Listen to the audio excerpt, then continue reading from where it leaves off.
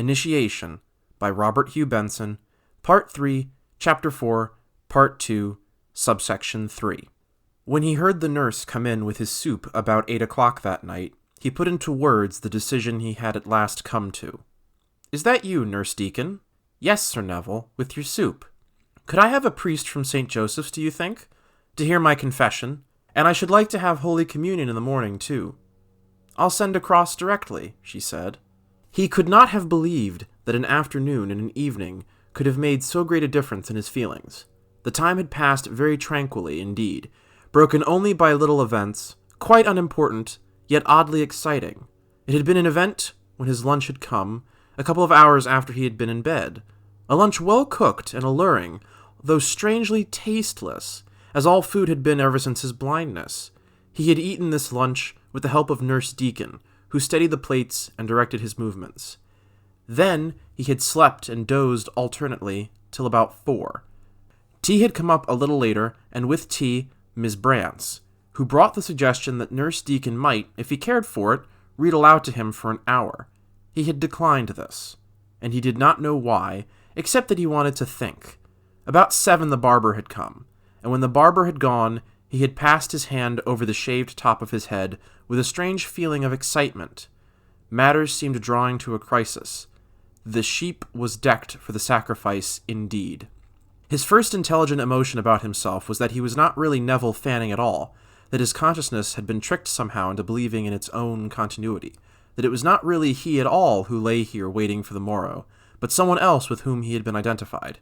It seemed incredible that he, who had bathed and ridden and shot and played tennis, he who was so essentially a health-loving, air-loving person, should have been caught so swiftly and chained down here like an invalid. He ran over his memories 3 or 4 times. He fingered the links that had led him there, before his emotions as well as his understanding grasped all the connections. He did not know at exactly what point he had decided to receive the sacraments. He had known perfectly well that as a Catholic he ought not to hesitate, yet the last time he had received them had been at Easter in Rome, at Easter when his life seemed turning to pure gold under the spell of Enid. Since then it had seemed impossible. Yet during these hours of expectancy, matters had begun to adjust themselves in a manner he would not have believed possible. Certain elements of thought retired, others advanced. There was a striving and a rearrangement that appeared to be going forward independently of his own volition. His helplessness of body, it seemed, was but a symbol of an infinitely deeper helplessness of soul. There was an atmosphere here, a harmony of pain and tenderness, and charity and terror, as bewildering as a completely new experience. The nurse, whom he could not see, appeared as a kind of tangible incarnation of it all.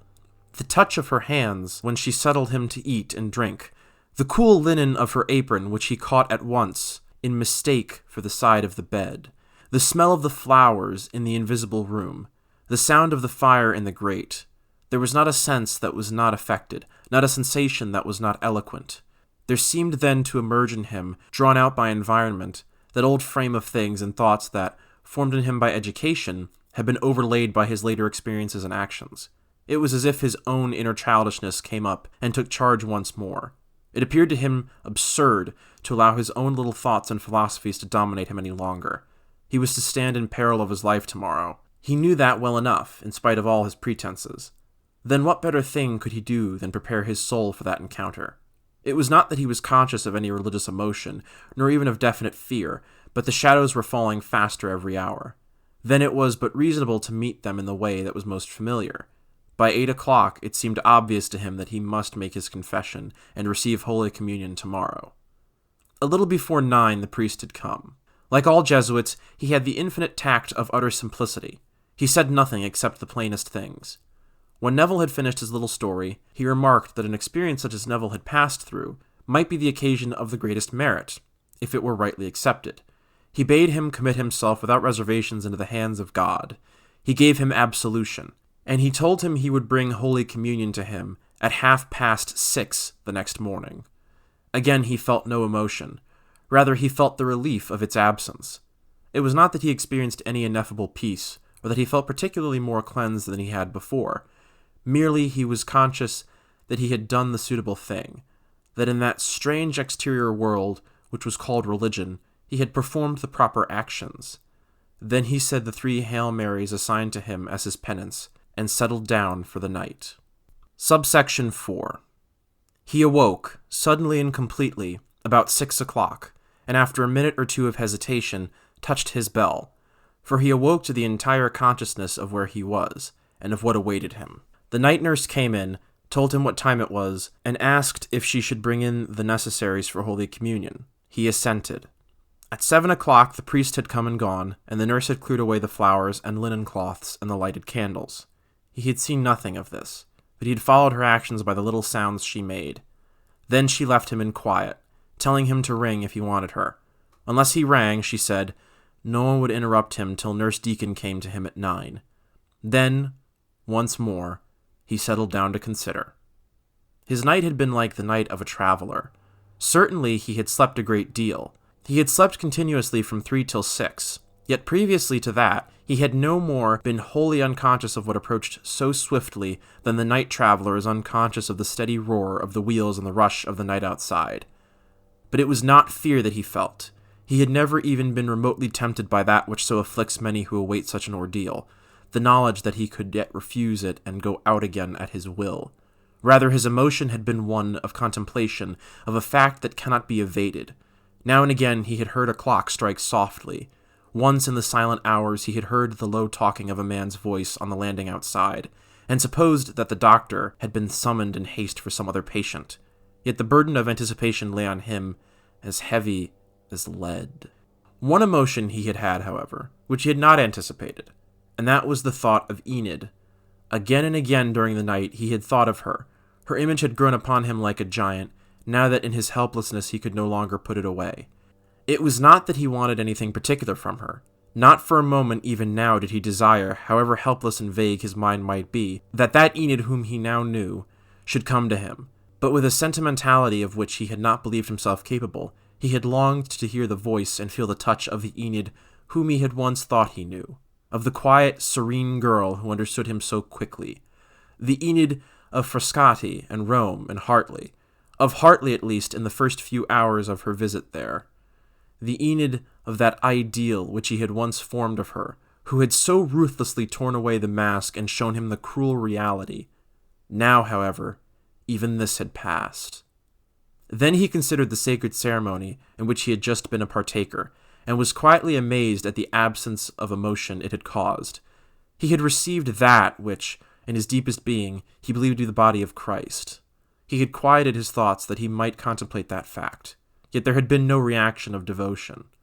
As in his confession last night, so again this morning, he felt nothing except that he had performed the action proper to his religion. The priest had come and gone, and he lay there, reflecting. At 9 o'clock the nurse came in. "Good morning, Sir Neville. I hope you slept well." "Oh yes, pretty well, thanks." "You'd like your hands and feet washed, wouldn't you?" "Thank you." This was done. The sponge passed smoothly and gently over his face and ears. Then he laid first one hand and then the other in the warm water.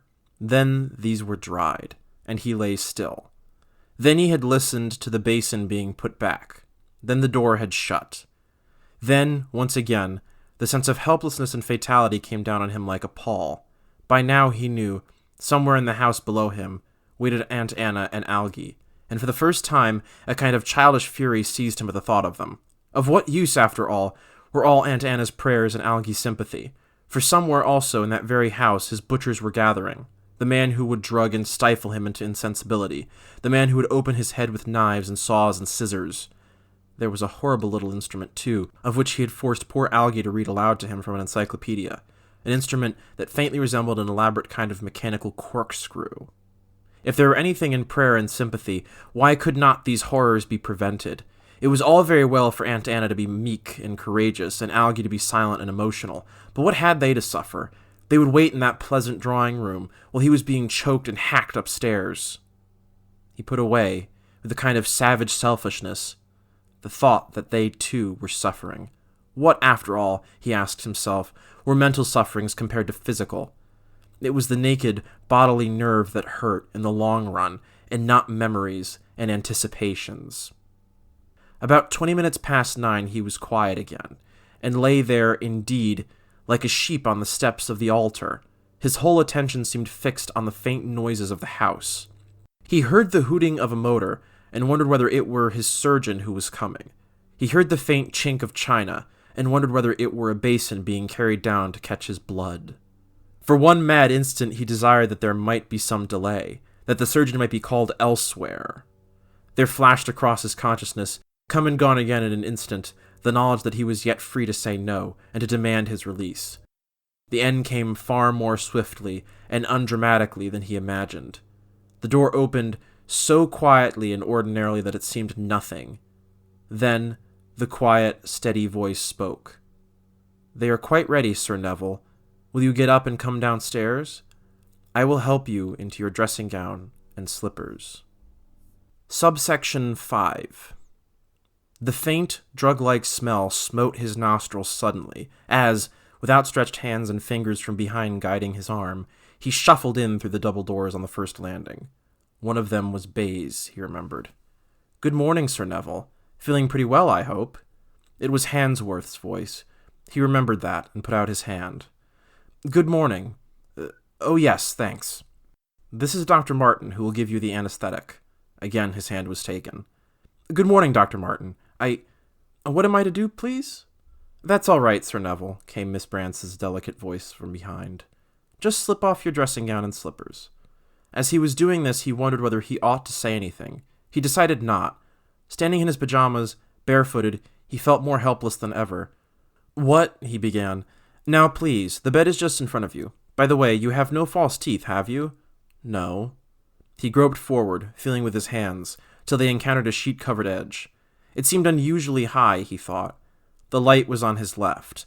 Then, with his exploring foot, he felt a step. This altar had steps, then. Very carefully, he climbed up onto the bed. It seemed extremely hard and narrow. At least 2 pairs of hands guided his movements. He lay straight down on his back and felt bedclothes laid lightly over him. And it was then, for the first time, that he was aware that his heart was beating sharply and almost painfully about midway, it seemed, between his throat and his breastbone. There were sounds of soft footsteps about him, and of some article moving lightly on wheels. "Now, Sir Neville," began the anesthetist's voice. "Yes, your hands just crossed on your breast, please. When I put the mouthpiece on, just breathe as deeply and deliberately as you can, just like a child. Don't pant at all, please. Just long, slow breaths." Yes, he knew that. He had made up his mind to that. Ah, why would they not begin? They seemed to him intolerably slow. He longed to escape, and to leave his body here. Then he would come back to it when all was over. So suddenly that he started a little, he felt some kind of curved rubber receiver laid gently across his mouth and nostrils. It curved down onto his jaws on both sides. There was no catch or fastening of any kind, yet he felt as if it pinned him down, as might a chain. He conceived the possibility of struggling and throwing it off. "Now begin to breathe quite gently," said the soft voice. "Now." Ah, there it was. It was not at all a violent or shocking scent. On the contrary, it was just a shade sickly and attenuated. Then he began to count, drawing in his breaths deeply, to the full extent of his lungs. He had fancied somehow that 4 or 5 breaths would send him off. There came down on him suddenly a sense of great quiet and expectancy, as if the world stood still, but he disliked this expectancy. He wished to escape, but time appeared to stand still. He wondered if this were unconsciousness beginning, and directed his attention to his body and limbs. No, they were still his. He could feel the texture of the rather coarse linen beneath his clasped hands and above his toes. That was the 7th breath, the 8th, the 9th. Each was very slow and deep, as had been ordered. Each occupied at least 3 or 4 seconds. At the 10th he thought he would put a test to himself. He began to try to separate his interlaced fingers. They moved, but it was certainly slowly and with difficulty, and they felt slippery. He ceased to try to move them. As he continued to breathe and to count, again there came down on him the sense of tranquil expectancy. It appeared to him as if in a new kind of way he was the center of attention. There were several pairs of eyes fixed on him, he knew. The anesthetist was watching him with skilled observation to see that all was as it should be. Hansworth, somewhere behind the head of the bed, he thought, was standing, either in a white coat or with his sleeves turned up, with a glittering instrument, perhaps, already in his fingers. Miss Brance, he had an idea, was standing with her back to the closed doors, and Nurse Deacon, probably, beside the little plate glass table covered with strange articles. Perhaps, too, there were others in this room of whom he had heard nothing. He did not know. Then there was Aunt Anna and Algie downstairs in the drawing room, pretending to read, perhaps. Certainly not talking. There were other patients in bed upstairs, some waiting their turn for today or some other day, some having already passed through these strange experiences. Then, outside there was the London street, and motor cars and policemen and shops.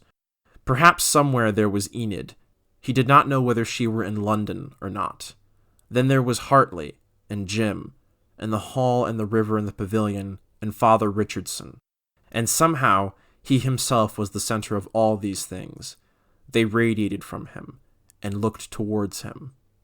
At the 17th breath, a note began in his head, quite soft and clear, and not unpleasant, a kind of curved note that moved upwards, like a very melodious siren whistle. At the 18th, it was moving more rapidly, as if the curve grew acute. He counted 19.